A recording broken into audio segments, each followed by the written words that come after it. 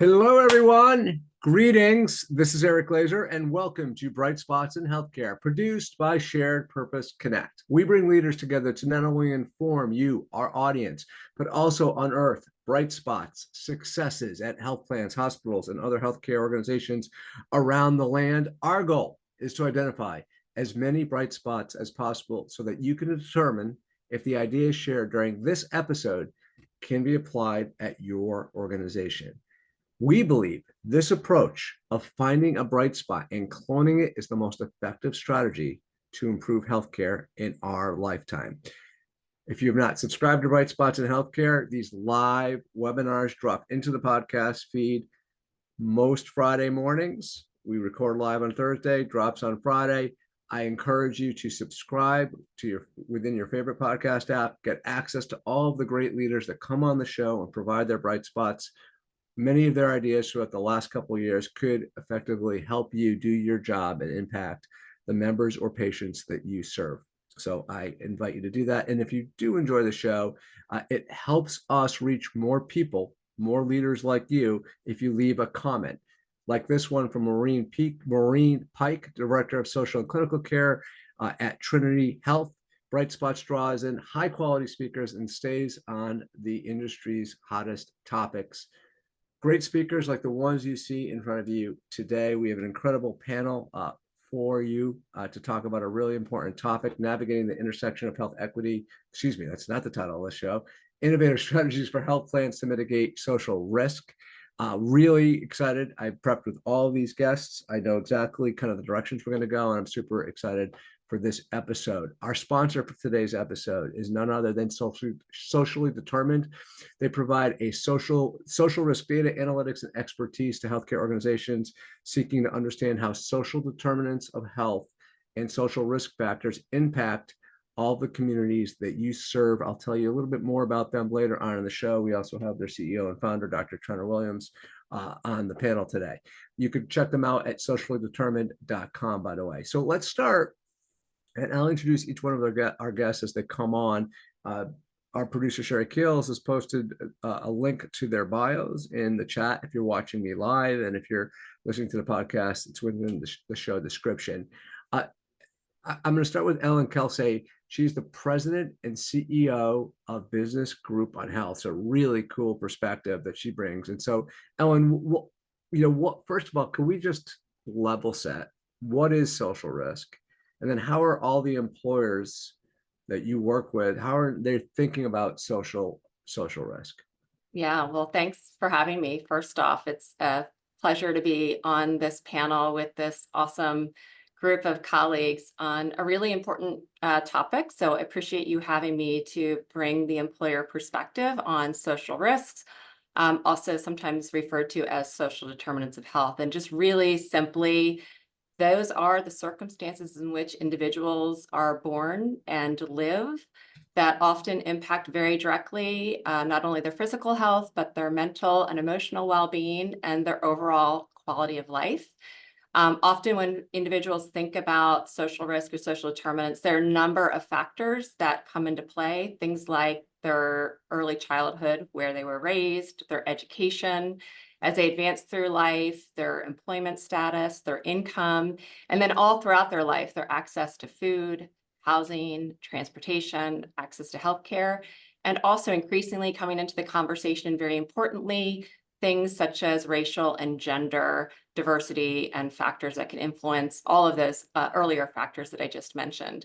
Lots of reasons why employers are focused on social risks and social determinants. Obviously, as I mentioned early on, they very directly impact physical and emotional and mental well-being. Employers have invested quite significantly in the health of their workforce. Employers are also very concerned about corporate social responsibility and addressing health inequities within their workforce, broader D&I and B initiatives. So we've seen increased focus from employers, not only because of the physical and mental well-being, but because of broader corporate initiatives over the recent years as well. We've surveyed our members specifically over the past 3 years in this area, and we have seen year over year steady growth and focus on employer initiatives aimed at all of these social risks. And in fact, one of our more recent studies is showing that addressing social risk or social determinants will be one of the top areas of focus in well-being programs for employer programs over the next 3 to 5 years. So steady growth over the past few years with more growth to come in the next few years ahead. Ellen, what's behind the improvement? I think lots of different things contribute to it. I think just awareness, first and foremost, of employers becoming more aware of just how extensive the needs are within their workforce across all of those dimensions. It wasn't that long ago that employers realized that they had as many people working for them that perhaps were homeless or did not have access to food, weren't making perhaps a livable wage, didn't have transportation to get to the doctors, right? So I think there's just broader awareness of truly the extent of the need within their workforce. I think also there's better data. So they are getting their arms around not only the extent of the need, but more targeted areas of need within their populations. And I know other panelists can talk about their capabilities in that area. And then also, I think, increasingly important as employers think about solutioning around this, they now have capabilities within their vendor partners, their health plans and others to help them address some of the gaps and areas of risk. So I think for a lot of different reasons, we're seeing the increase. So we see an increase. One of my a recent quote that was given to me or said to me that really just caught my attention is like the most valuable resource we have as human beings is our attention, like giving something our attention. So employers now are not only aware of it, but they're paying attention to it. So that's one of the reasons we have an improvement, that focus. And the second is there's a lot of companies that have emerged that are good solution providers to partner with employers and plans to be able to provide better data, better solutions. Did I summarize that? Yep, that's spot on. Yep. Yeah. That's awesome. Thank you. I want to pivot to, let's get behind the scenes on some of like the innovation that's happening at employers and health plans. And I'm going to bring in Shantanu Agrawal, Dr. Shantanu Agrawal, the Chief Health Officer at Elevance Health. I'm going to see how many mistakes I can make today before the hour's up. So Shantanu, welcome to Bright Spots. And how are you guys thinking about and innovating in the area of social risk, and how are you leveraging that innovation into something of a tangible benefit for the healthcare consumer? Yeah, thanks very much for the question, and Eric, thanks for the opportunity to be here. It's an incredible panel. I wanted to start maybe by just building on what Ellen had said, because I think it's really important. We started this journey a few years ago, and one of our first steps was to conduct a survey of our members, including in our commercial populations, to really understand the nature of the social risks that they have. And to her earlier point, we found that 30% of our commercial members actually reported having 3 or more significant social needs, significant in the sense of food insecurity, housing instability, overall just sort of financial instability. So quite significant social needs, and those social needs stacked on top of each other and actually raised healthcare costs. We found in this analysis, right? Why? Because these members weren't able to go to their PCPs, right? Weren't able to get preventative and primary care. They were ending up in the ER and ending up admitted to the hospital. And so I do, try to make the point over and over, when we talk about social needs, we are not just talking about the Medicare and Medicaid populations. This is absolutely pertinent to commercial as well, for a host of reasons. And I think it is very, very business aligned for employers to think about addressing these social needs. In terms of your question, Eric, about innovation, I think really what needs to happen is creating end-to-end solutions where you can use data upfront to understand what social needs are. And just given the state of the art today, I know our other panelists can speak to this. That data is still really challenging and hard to come by, but progress has been made. I think once we understand social needs, it's really about creating an infrastructure for getting those needs met. For Elevance Health, that can be first leveraging our own benefit design, things like supplemental benefits, value-added benefits, and then ultimately also leveraging community resources by working with community-based organizations. That's really what needs to happen, right? It's sort of that end-to-end solutioning, and totally happy to go into more detail. So before we get into some of the tactics around providing care and that benefit design and the supplemental benefits, let's talk about sort of in the theme of aim, ready, aim and fire, right? Like, so how are we figuring out where to go, where to think about where those resources need to go, and what's Elevance doing in that vein to aim Yeah, at? so one the things that we created, we sort of created this tool called the Whole Health Index, which is really a member level analysis of what is driving a member's whole health, right? And this is very tied to our overall strategic goal and mission around addressing whole health. So, bringing together physical, mental or behavioral health and social health into kind of one assessment, which is the Whole Health Index. I come from a quality improvement and measurement background, and frankly, one of the challenges in healthcare today is that despite the fact that we have a lot of measures, they tend to break health down by condition or by organ system. And it's really hard to aggregate up and get that macro level view of just how healthy is a person. And so that's why we created the WHI. It was really important to us that social be part of that. So it's one of the core components of the index, because we know that social health or lack of it highly correlates with overall health and health outcomes. So we created this index. We've calculated it for every member that we have, 45 plus million members. We sought validation of the index. We worked with an external company, a statistical company, to make sure that the index was valid and reliable. We have published on it in the New England Journal of Medicine Catalyst. The goal there to be, total transparency about what the index is, and if others would like to use it, obviously encouraging that. And that WHI has really guided a lot of our efforts, kind of following it, to better identify members who need more support, as well as the kind of specific support that they might need that we can then investigate directly with them. Yeah, I love that. And Sherry's going to post a link to that Catalyst New England Journal of Medicine abstract if people want to check it out. We'll put it in the show description. Okay, just to put a bow on this a little bit, like what are the core components or the three pillars of this program, so people could get an understanding of it? Yeah, great. So three major components of it. So there's an overall kind of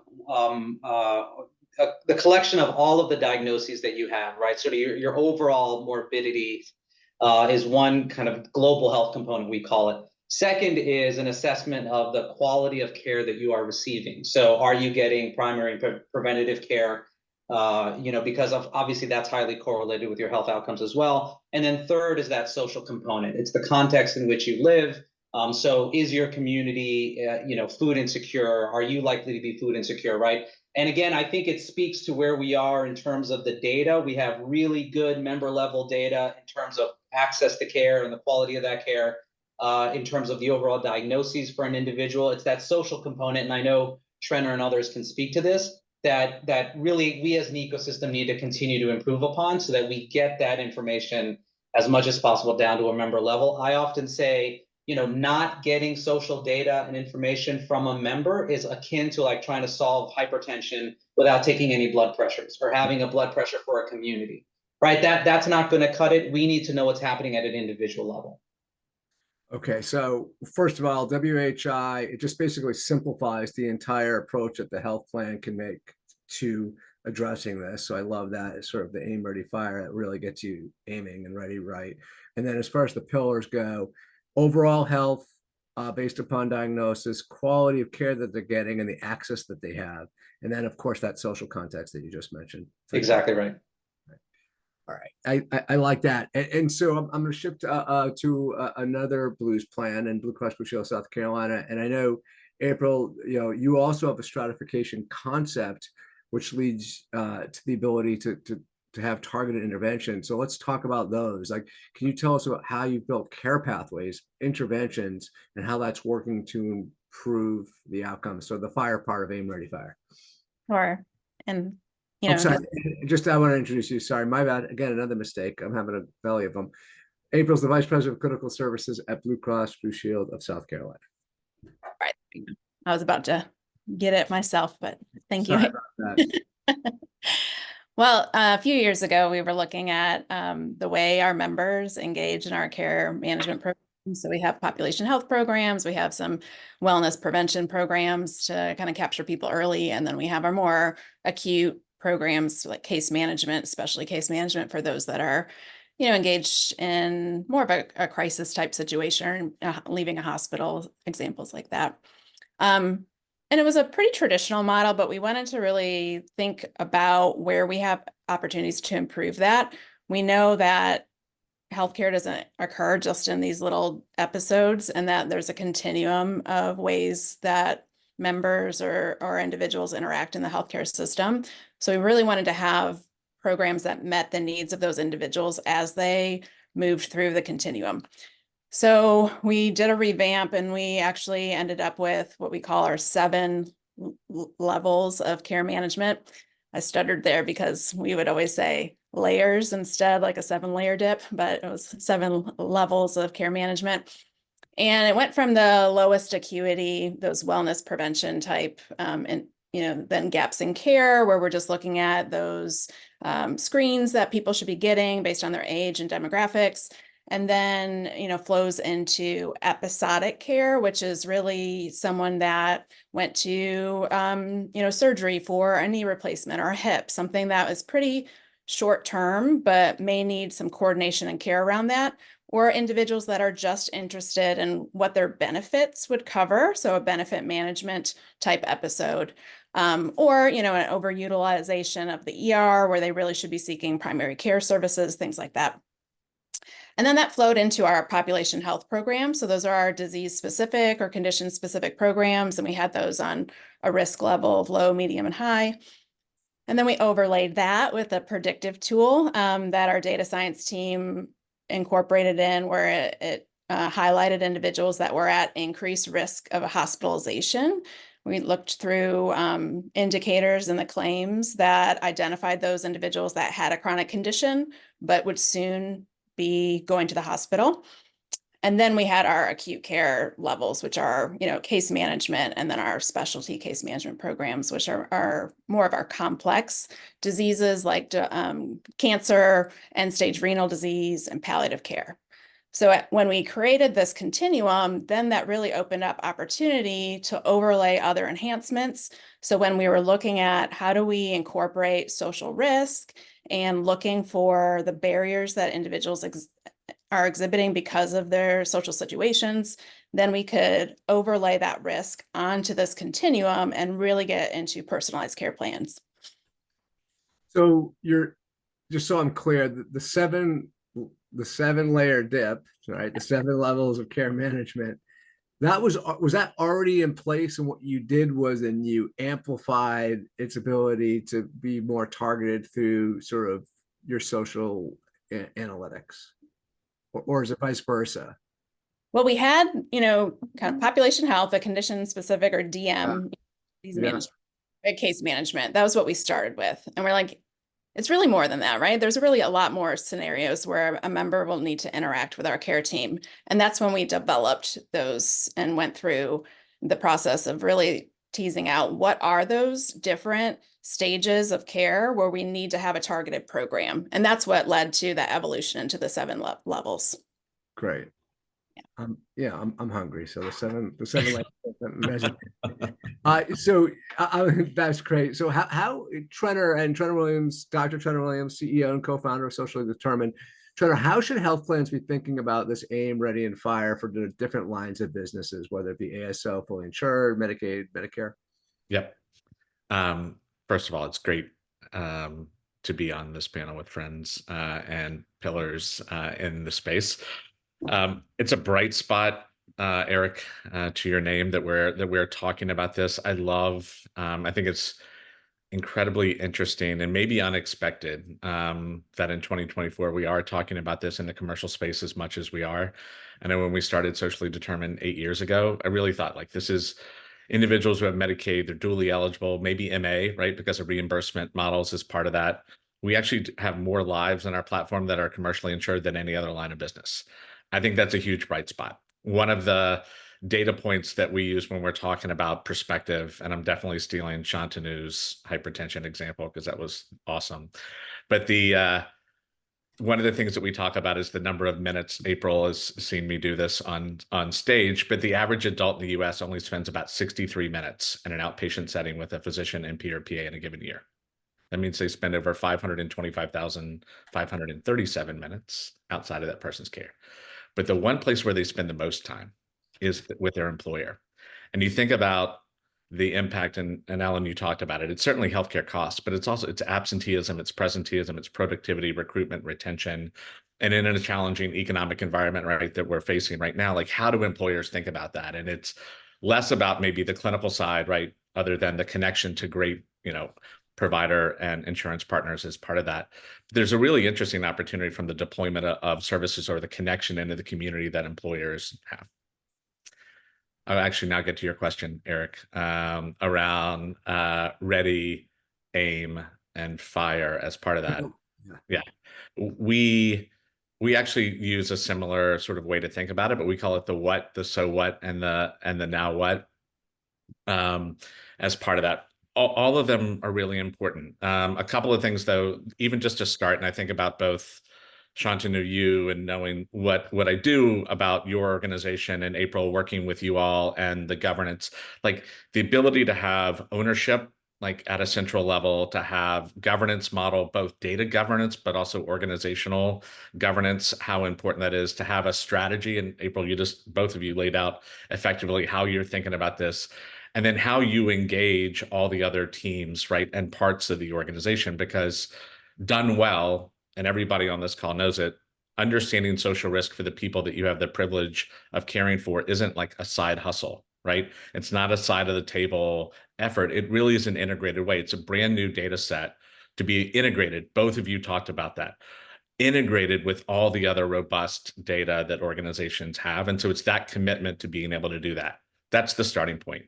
How we think about the ready, the aim, and the fire, that first step, that ready, or for us, the what, is the ability, and Shantanu, you talked about it, the characterization of social risk down to a member level, understanding a person's, both based on where they live, risk exposure, the assets and resources in a given community, but also based on their own personal situation, their risk for food insecurity, for housing instability, transportation, health literacy, economic strain as part of that.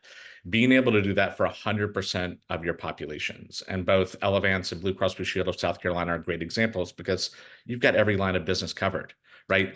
So one, that first step of looking across everybody, I think is consistent across lines of businesses and the work that you do. That's the first. The second, that so what, or the aim, is really important, because every organization, yours included, only have limited amount of time, energy, budget, people, priorities, right, as part of that.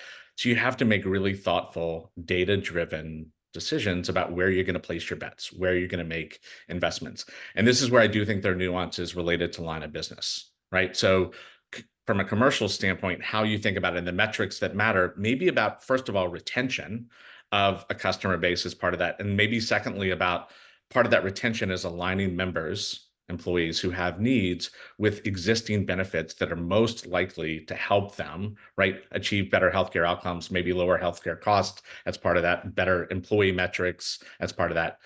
But for MA, it's really different. Maybe it's around medication adherence and STAR measures, right? And especially with the Health Equity Index and the increased weighting there, being able to think about those metrics and measures at a member level, and where social risk, transportation, maybe finance, health literacy are creating barriers and people aren't meeting them. So the reason I bring that up is because I think the aim part and the so what is that integration, and both April and Shantanu talked about it, of healthcare data, disease, cost, utilization, attribution. So at a commercial level, at minimum, who's their employer, maybe more like job class or primary facility site. So you can think about doing really interesting risk stratification as part of that. So line of business allows you to think about that integration of the right healthcare data. That last part of fire, or for us, the now what, where the rubber meets the road, is really everything else is academic. Now it's, and Shantanu, you talked about having an infrastructure to be able to act. And is it like with ground game or find help and being able to get all the way out and connection to community-based organizations? Is it the use of value-added benefits, right, or supplemental benefits as part of that? So as you identify members, as an example, who have maybe live in a pharmacy desert and have transportation barriers, like being able to connect them, whether it's like to Uber Health and prescription delivery, right, or it's a script drop as part of that, and doing that full connection as part of that. So you can be thoughtful about the ready for everybody, the aim and identifying cohorts, and then the fire, right, to actually drive action. I want to get into sort of the core pillars or components, a blueprint, if you will, to be able to enable an organization to do everything you just said around what, so what, and now what, or aim, ready, fire, whatever words you prefer. I'm going to come back to you on that, though, Trenor. I want to circle into some strategy stuff and then come back. Incidentally, for those of you who are watching and listening to us live, in about, I don't know, 20 minutes or so, you're going to get another email from me. Congratulations. And it's going to be asking you for your feedback. This is where you can help us, guide us on the topics we're going to cover for the rest of the year and into next year. It's also a place where you could help us get better. And this is where you could say the moderator made too many mistakes. But we look at each one of those surveys from every episode. It's why we've been able to grow the show over the last 11 years. So we ask you in advance to do that for us, and thank you in advance for doing that for us. It takes about 2 minutes of your time to complete. Incidentally, around feedback, if any of you are going out to AHIP, I don't know if we have a poll for this, Sherry, but if we do, I'd love to meet with you. If you're going out to Vegas in a couple of weeks, and just to have a coffee or a beer and chat about healthcare, and also allows me to better inform the show and direct the show. Oh, you do? Great. So if you take that poll, if you're going to AHIP and you want to connect with me, let me know and I'll reach out afterwards. So coming back to the whole health index, Shantanu Agrawal, Dr. Shantanu Agrawal is the Chief Health Officer at Elevance Health. I'd love to hear about how WHI fits into Elevance's bigger strategy, because I think that's important for everyone to hear, and that could give everyone some more color on how this is all kind of plays out at Elevance. Yeah, thanks. Well, this really, I think, agrees with what Trenor laid out. What the WHI helps us do is identify members that we need to approach for a more detailed social and healthcare risk screening in order to connect them to the right resources, right? So we've leveraged the WHI in a multitude of ways. We've made it available to our case managers. So as, for example, they already engage in CM or disease management programs, they have the WHI at their disposal in order to better understand a member and then be able to dig in where the WHI is pointing, so it can help uncover issues that they might not otherwise know about and be able to inquire about those issues with the member. We've also used it to just focus our program. So we've created, for example, 2 programs. One is focused on the least healthy of our membership according to the WHI, and we enter them into essentially a case management program irrespective of their utilization, right? So the idea was, we believe they're not healthy today. Whether they've triggered a high cost event or not, that could clearly happen. And so let's get them into a focus program. We started this a couple of years ago with initially 170,000 members, and we've been tracking them over time. The other thing that we did is we used the WHI to better understand groups of related members. In other words, families and households, right? So when you take a member-specific or line of business-specific approach, you miss what can really be relevant and perhaps on some level obvious connections. The WHI allowed us to kind of recluster people because we found essentially households of people that were kind of equally unhealthy, or the same issues were kind of driving their health as you would expect, right? I mean, if a mom is food insecure, her child is going to be food insecure in the same household, right? This is the kind of thinking that I think we have to engage in order to really optimize these programs, get to sustainability, and ultimately kind of drive all of the different areas of value that Trenor referenced. And I totally agree with his comments. So just a little bit in the way of outcomes. I mean, like I said, we've been running these programs now for a couple of years. We have found it is possible to actually improve someone's whole health, at least as measured by the WHI, right? So in that initial cohort of about 170,000 members, we found that just about 9,000, we could actually get to improve dramatically such that they were no longer in the cohort. So they had such a rapid increase of their WHI in the space of about a year that we kind of graduated them from the program. we found that we could make incremental progress in an additional 130,000 members, right? So you can do this, you just have to focus on the right membership. And the primary vehicle that we used in order to improve the WHI was to get these members into a social needs program. And it was really, again, assess their needs and to the best of our ability, get them addressed. And I'm obviously happy to talk more about the value drivers and how to make it sustainable for a company like ours. But I think for us, it was really telling that not only could we measure it, but by addressing social needs, we could actually get their health improved. I want to see if I captured some of this. So you said of the 170,000 members enrolled, and that would include some of the related members, and related meaning literally related as a family member. Yeah. 170,000 members are enrolled. You saw improvement in 161,000 of the 100. Essentially, yeah, dramatic in about 9,000, Yeah. And then incremental in others, and then those members we've kept in the program, and overall we've actually expanded this program now to really just focus on the sort of essentially bottom quintile of our membership according to their health as measured by the WHO. So does that mean that number, you launched it with 170,000 eligible members? Does that mean that number now is a little bit smaller because you're getting more, you're going to more specific? Well, we actually are expanding the program, so it's bigger. We started by really the least healthy. I mean, like literally the lowest numbers on the WHI. And now we've expanded the pool of members that we're looking to intervene. Okay, great. And now, and this is all part of your whole health improvement now program. Yes, that's exactly right. Yeah. WIN for short, right?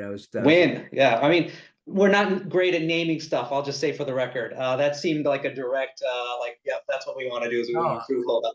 I give you props for that one. I like that one. So you alluded this a couple of times about sort of making sure that there's interventions, and obviously you've mentioned community a couple of times. So if you think about, our focus over the last 6 to 8 years, for sure, on the social drivers of health, and really aligning with when Trenor started his company. I don't know if he caused this, but now this incredible enlightenment. But we're getting better now at aiming and getting ready, and then the firing, sometimes we nail it. So it sounds like you're nailing it with this program.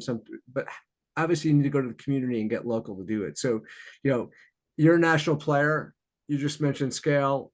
How are you sort of aligning your aspirations with this WIN program to be national, and how are you able to manage? I think it's hard enough for a regional plan to manage a network of CBOs and work with them and figure out who's doing what and who's doing something well versus not so well.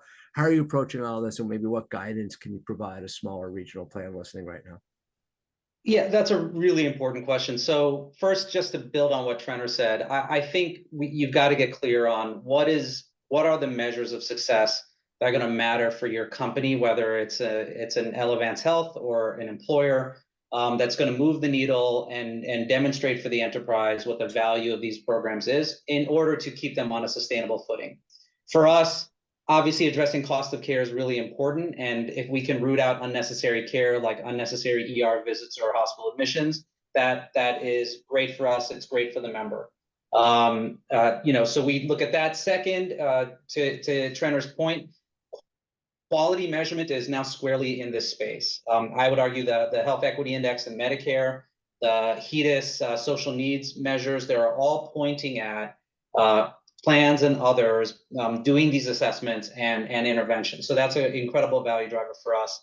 And then I also think a lot about just member perception, right? I do think as an engagement mechanism, assessing somebody's social needs in an empathetic way and working to address those needs can be hugely important for a member. And just imagine the level of engagement they'll be willing to have with a health plan if we kind of do this quote unquote non-traditional work.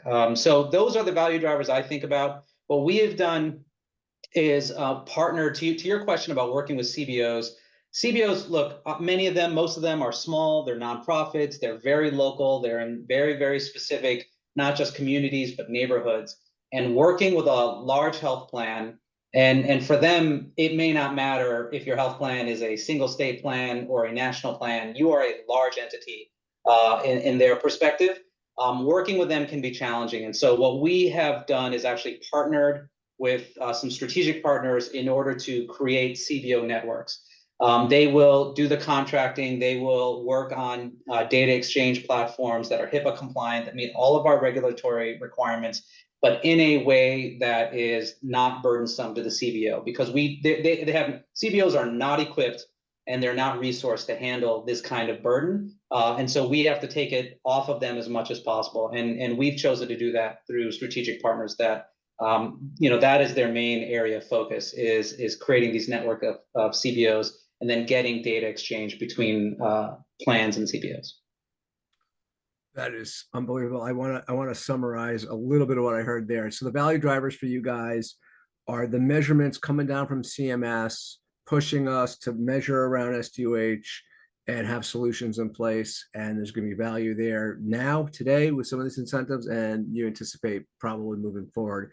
And also, something else you said that I think is really important, independent of CMS, is it creates a unique opportunity that, if done correctly, if you leverage these non-clinical variables correctly and you're able to engage in an empathetic way, you're going to get better participation from your membership in their healthcare in a way that's not being seen today.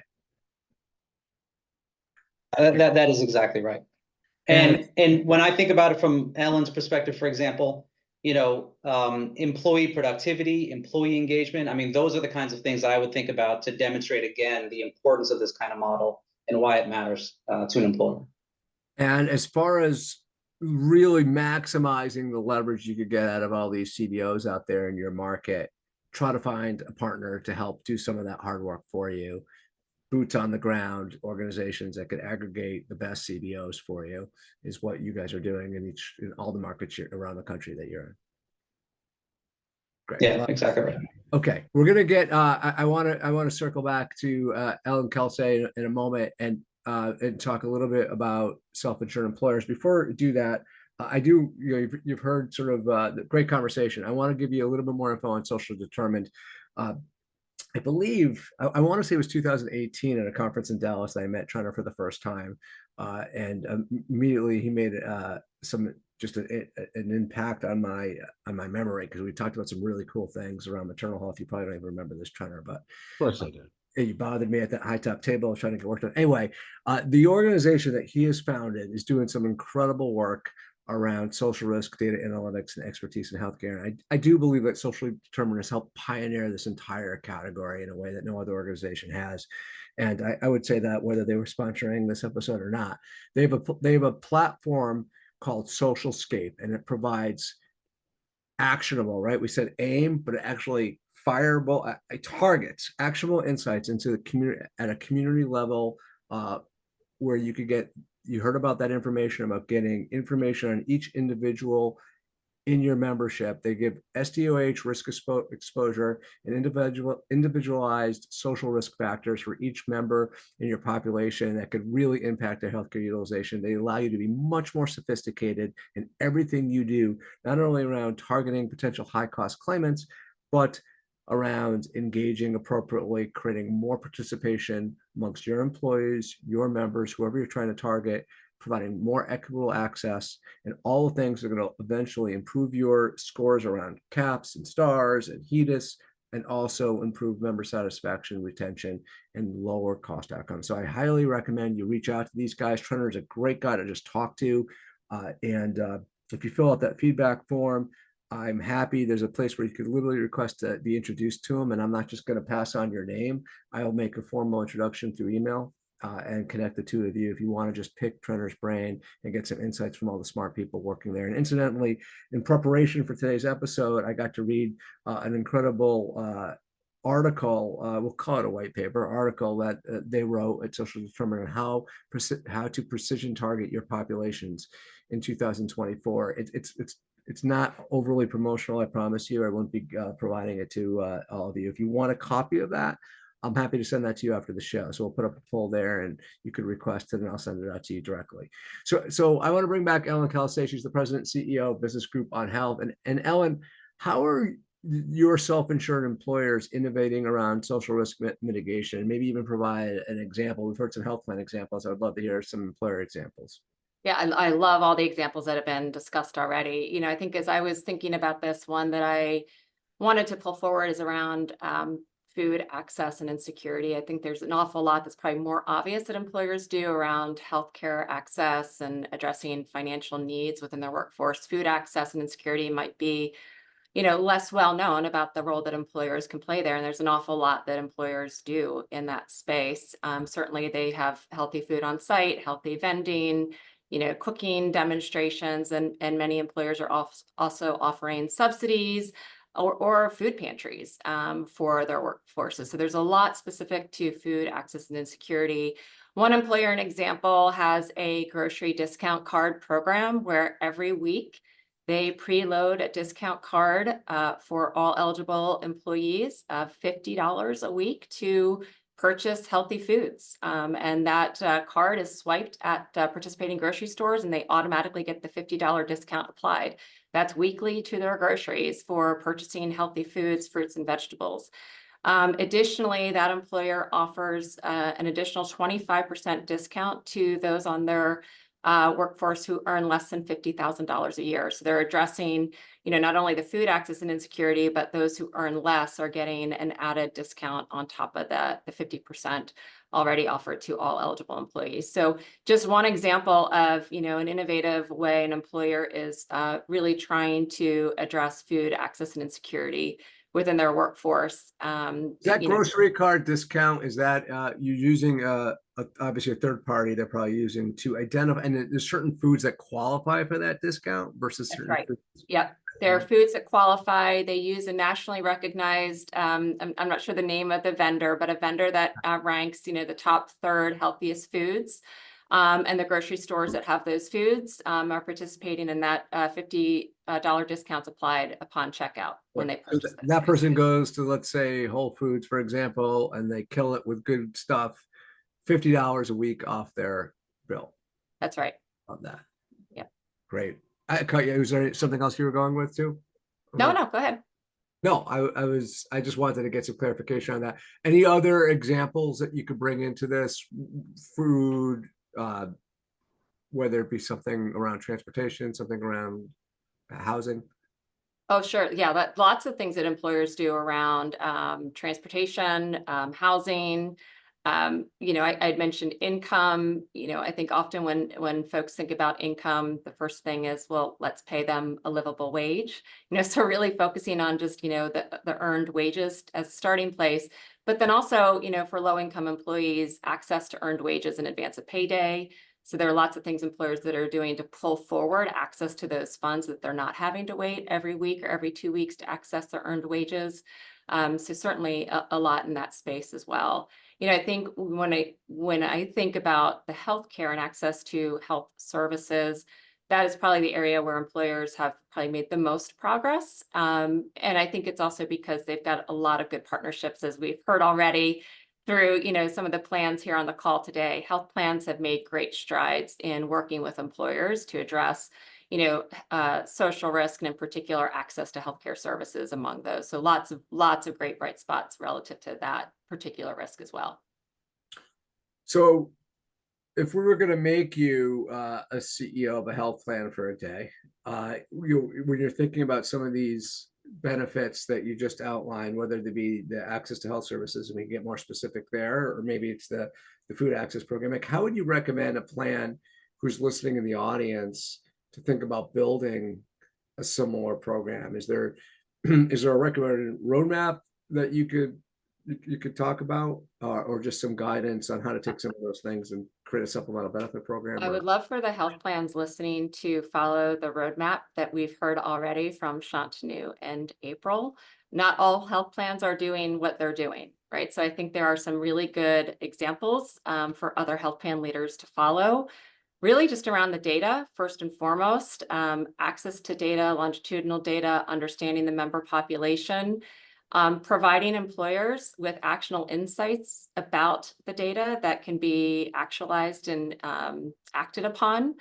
I think one of the points that was made earlier was, connecting members to the programs that already exist. There is a lot that is already out there that people are probably not aware of. So it doesn't necessarily mean curating a new solution or a new approach. It's just connecting dots between the needs and programs that already exist. So I don't mean to imply that that's easy or it's low-hanging fruit, but I think that there are, some really good models, as we've heard about on this call, for other health plan leaders to follow.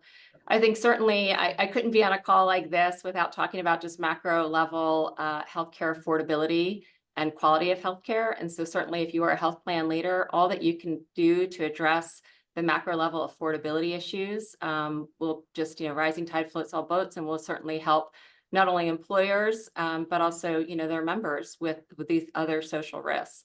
And I think access, certainly we talked about, I think Trenor used the example of a pharmacy desert.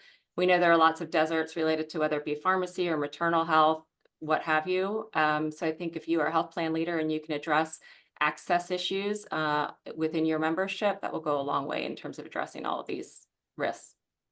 I want to get to a few more examples from health plans in a moment, and we're bringing April next. Quick PSA for everyone. Our next live show, we're not doing a live show next week. We're doing one on June 6th, 12 o'clock, same bat channel, 12 p.m. East Coast time. It's on Investor Insights. We're going to have a bunch of VCs and human capital experts on to talk about strategies to drive transformation growth in healthcare. It would be a really interesting show about talking about growing and scaling your organization. Then on June 18th, and this is not a Thursday, so it's a little unusual for us. Mark your calendars for this. We have an episode on home and hybrid care. It's a part of it's a summit. It's a half-day event, and it's something 10 a.m. to 1 p.m. East Coast time on a Tuesday. It's called the evolution of the virtual care category. So you guys all know virtual care is dramatically changing, and we're co-producing this with our partner TytoCare for that. And if you want to us to register for you for that event, we'll put up a poll right now. And then on June 20th, the convergence of pharmacy and health equity, right in line with this topic. We're going to talk about HEI and pharmacy 2024 and beyond. So lots of programming coming your way, all live throughout the month of June. So I'm going to bring in April Richardson, VP of Clinical Services, Blue Cross Blue Shield of South Carolina. April, we were just talking about examples, and our CEO for the day, at least for our health plan for the day, Kelsay, mentioned that you guys are a great example. So what are some of the fundamental pillars that Blue Cross Blue Shield of South Carolina has in place around the social risk strategy? Yeah, so it's an evolution. So we're hearing a lot of demand from clients, and we're seeing it pop up a lot on RFPs and RFIs about what is your health equity strategy, what is your strategy to address social determinants. We are also inspired by some of the other Blues plans that we were hearing from that were in the forefront of incorporating social barriers. A few years back, they did a lot of highlight of this on our Blues Association summits. And so it really gave us, the fire to figure out how we want to address it within our own plan. So we started small, and I think this is, you can do this kind of grassroots style. We started with open access information. So we were looking at the Social Vulnerability Index, which is based on census data, and it's openly available for individuals to use. And so our data science team brought in some ways for us to visualize that across our population. And we created a risk score within our the health record that we use for documentation, and what is used to triage and stratify our members that are identified for clinical programs. So we brought in those just free open access risk scores first. Those aren't the most specific, it just kind of looks at where the people live, and in that community, what are the risks that those individuals typically have. So it's not going to tell you what Sam Smith's risk is, but it's going to tell you like what all that neighborhood around Sam Smith looks like.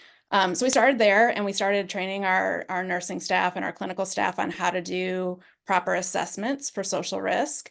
We use the PREPARE model for that. And so that's an acronym. It's the let me look at it. Protocol for responding to and assessing for patients' assets, risks, and experiences.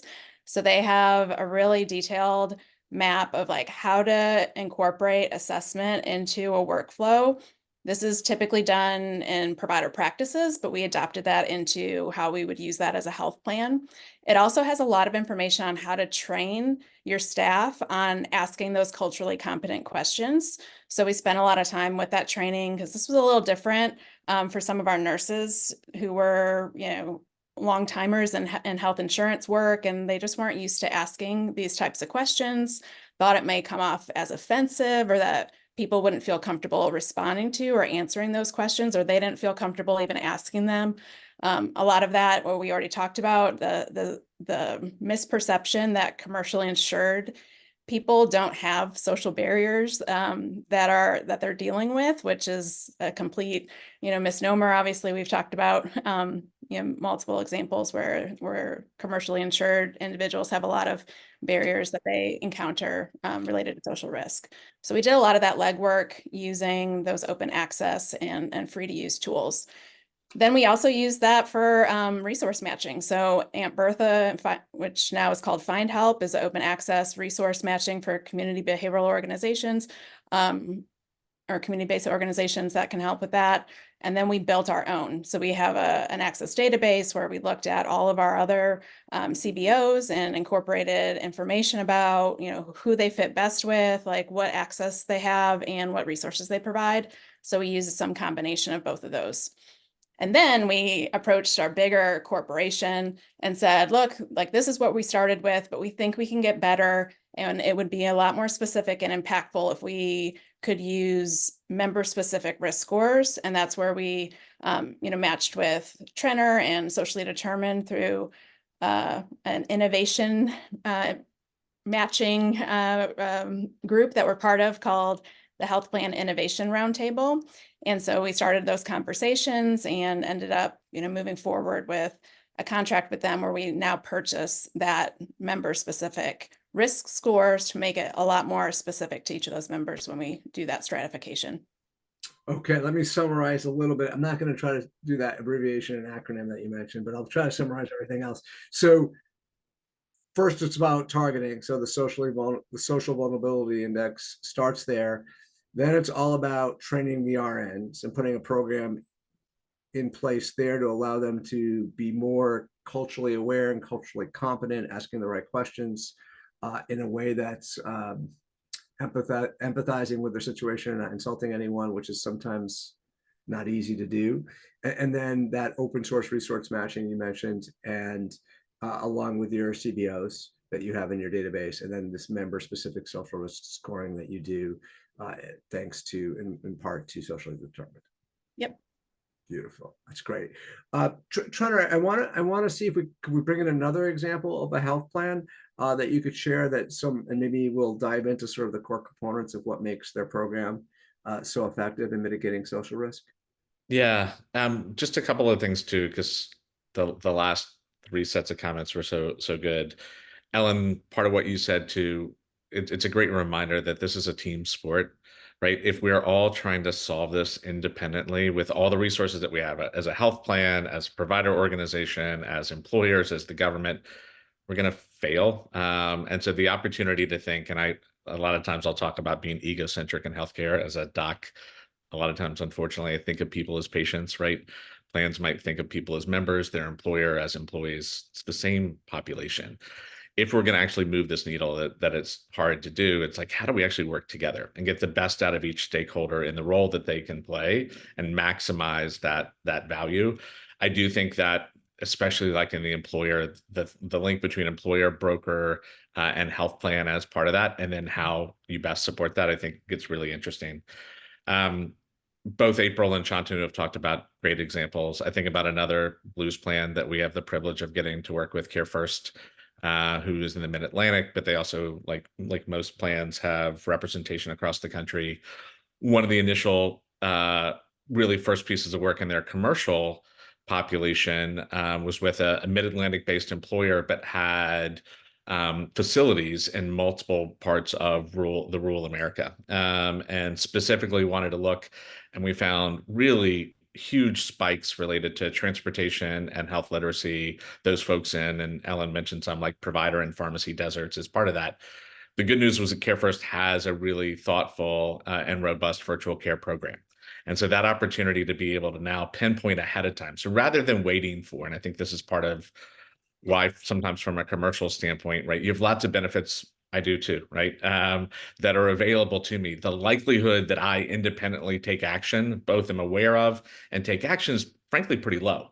And so what we found is if we can use the insights in a data-driven way on the front end, you can start to proactively identify individuals who would likely get the most value. And in this case, it was the utilization of an available benefit around virtual care for those people with high level of, again, transportation barriers, without a car and living in provider deserts as part of that. I think it's a really effective, simple way to do it. Another quick example, national employer working in 38 states, explicitly found, sort of highlighted massive food needs. And Ellen, you gave really thoughtful example about from a food insecurity standpoint.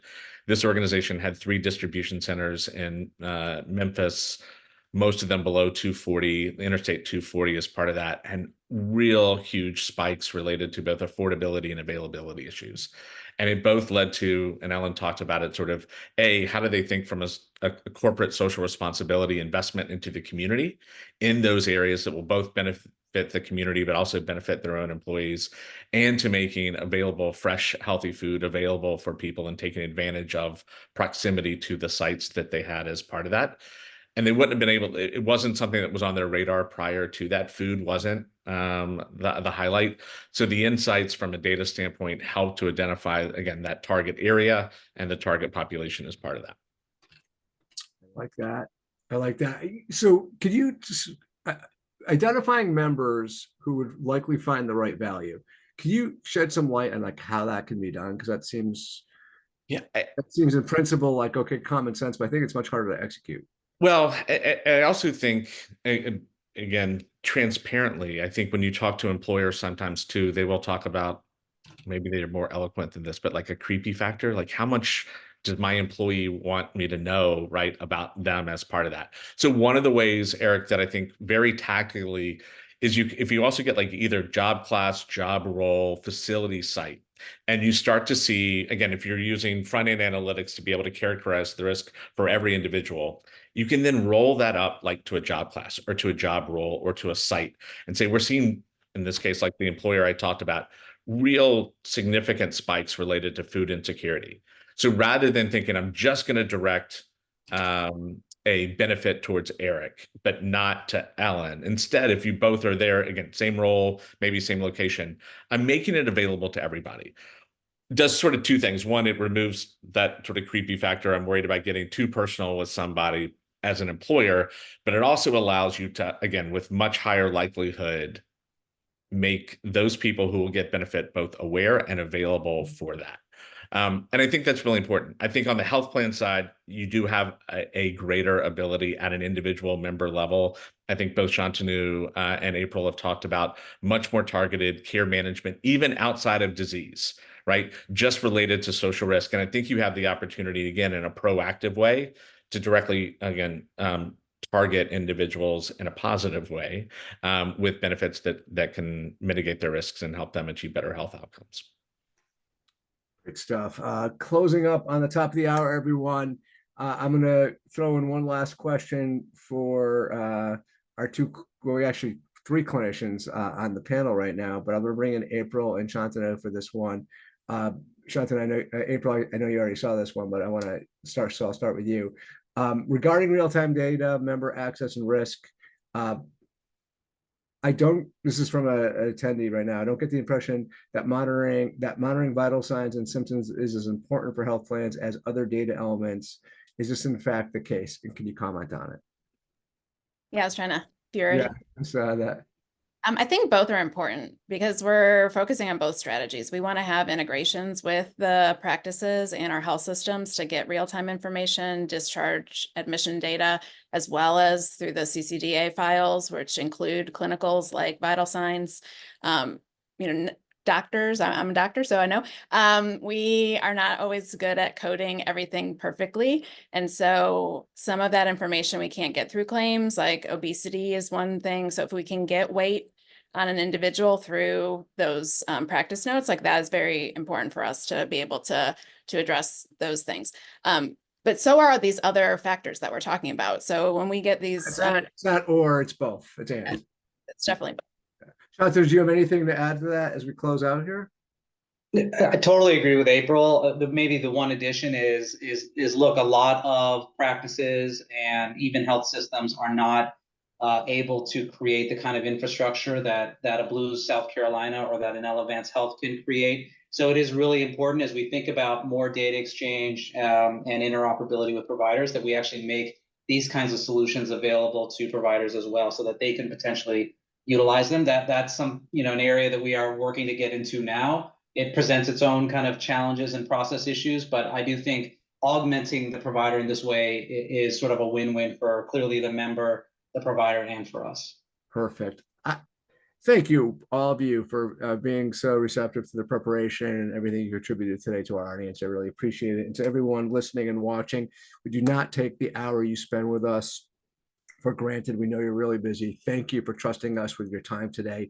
My message to all of you is when you have a problem that looks really complex, really big, rather than looking for a massive cover to fill that massive hole, that massive problem, you may want to consider using the strategy of finding bright spots, things that are working well among all the chaos in our industry, and use those tactics to generate programs that could maybe come out to be an entire solution or solution strategy to your most pressing and toughest challenges, like providing more equitable healthcare access and mitigating all the social risk in your populations that you take care of. We hope you use the bright spots today to inspire your thinking and maybe even copy a few at your organization. We produce the show for you. Remember, this is your Bright Spots in Healthcare podcast. Thank you, everyone.